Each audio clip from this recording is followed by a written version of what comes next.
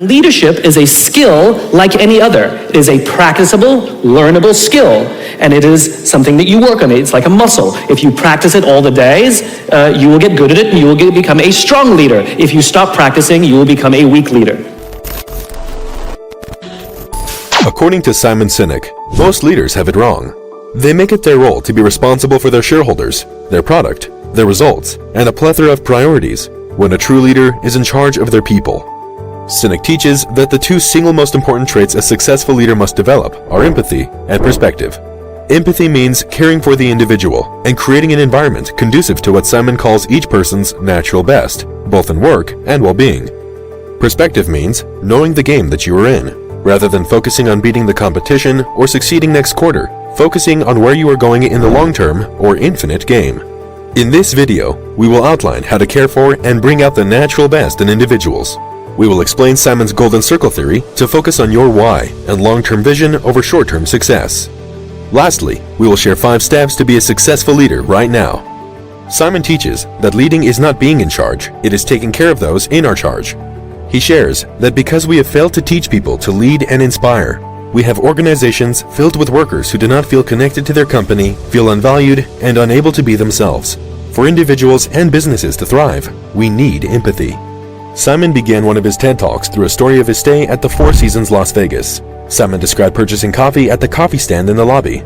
The barista who served him provided such an incredible experience, Simon felt compelled to ask him, "Do you like your job?" The barista replied, "He loves his job." The barista explained that throughout his workday, he is continually approached by managers asking him how he is doing, how they can support him, and if there is anything he needs.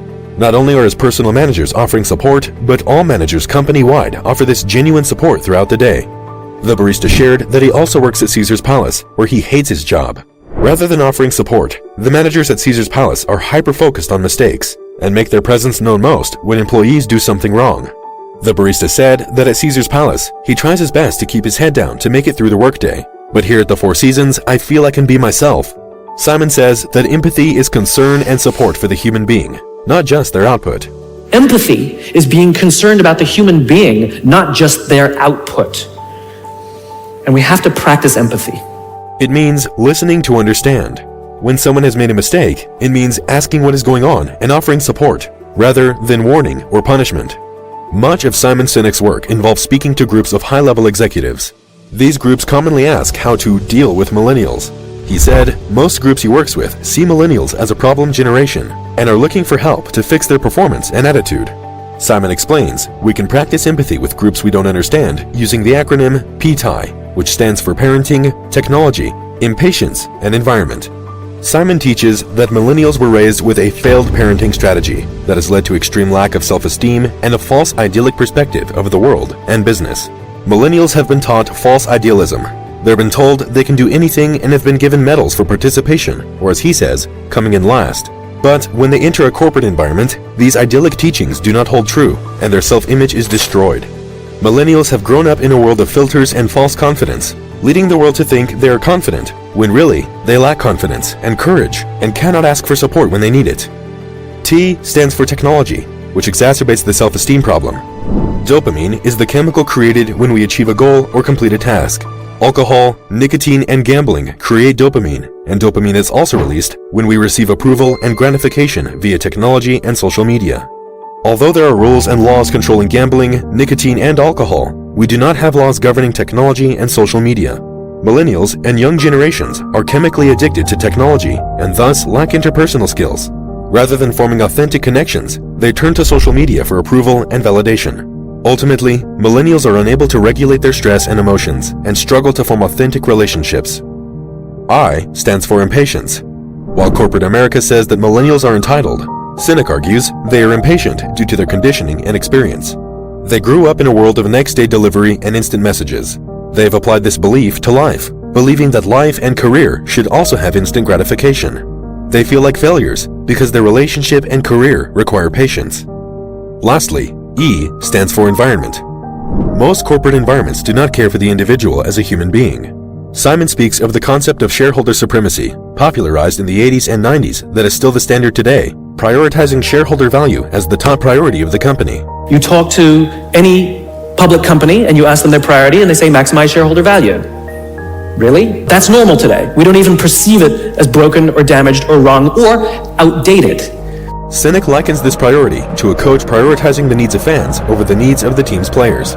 He describes mass layoffs as using someone's livelihood to balance the books. He says the same companies that communicate they want to build trust also participate in mass layoffs, meaning people can no longer support their families because the company has failed to meet an arbitrary projection. Not only is this devastating for those laid off, but it instills an environment of fear for those who remain. Simon shares that every decision a company makes is a communication, and those who stay with a company after mass layoff come to work every day afraid to ask for help, think out of the box, and be themselves in general. Simon says, "We've created an environment where everyone comes to work and lies, hides, and fakes, and we're asking our youngest generation to succeed." Simon attended a meeting with high-level executives of a company he was working with. The executives were listening to a presentation from a paid consultant. Most executives were nodding along, but Simon did not understand the presentation. When Simon asked for help understanding and admitted he did not understand anything, the rest of the executives all admitted that they did not understand the presentation either. Because Simon was willing to ask for help and be the idiot, everyone else in the room was able to understand and bring the information into their organization in a way that adds value. To create an environment that encourages creativity, we must allow for a slower-paced workflow with space to think outside the box, chase after crazy ideas, make mistakes, and ask questions. Simon says we must ask questions like, how do I help my people be at their natural best? How do I help my people be at their natural best? Right? We're not asking these questions. We are not practicing empathy. We have to start by practicing empathy and relate to what they may be going through. And it will profoundly change the decisions we make. It will profoundly change the way we see the world. We all have different strengths. This is great for business. We can look to each other as mirrors, learning from other strengths, so that as a company, we integrate more information and all develop our individual skills and talents as much as possible. The second most important quality a top leader must have is perspective. Simon discovered a pattern in great leaders and organizations of the world. He found that they all act and communicate the same way. He calls this method the golden circle. Visualized as 3 circles, the center circle is the why, the next outer circle is the how, and the outermost circle is the what. Why is your company's purpose, cause, and belief. Why your organization exists. Most companies work from the outside in, but the best leaders of the world operate from the inside out.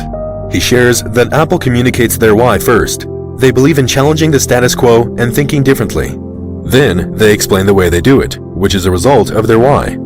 Simon teaches that it is much more important to focus on doing business with those who share your beliefs, not doing business with everybody. He says that people do not buy what you do, they buy why you do it, and that this is based on biology.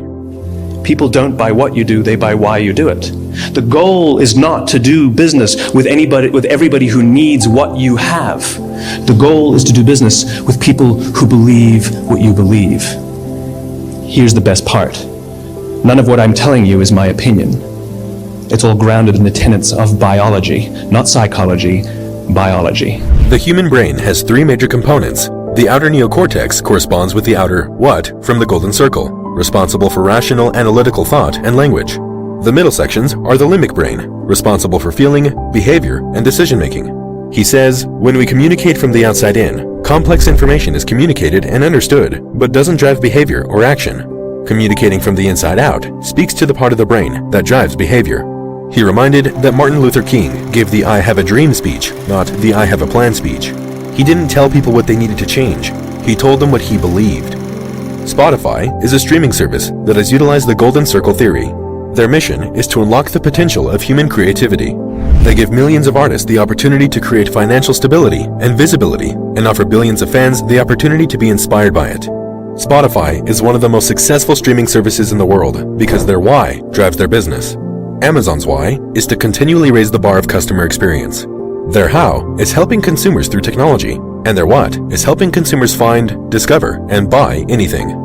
Perspective means knowing the game you are playing. Most companies are working to beat their competitors or their next quarter projections.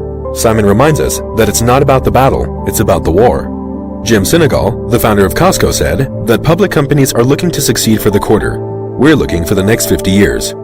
Sinek shares that perspective means knowing that business is not about winning or losing, because business is an infinite game. He says that leaders must organize their resources and make decisions based on the infinite game to outlast and eventually frustrate the competition out of the game altogether.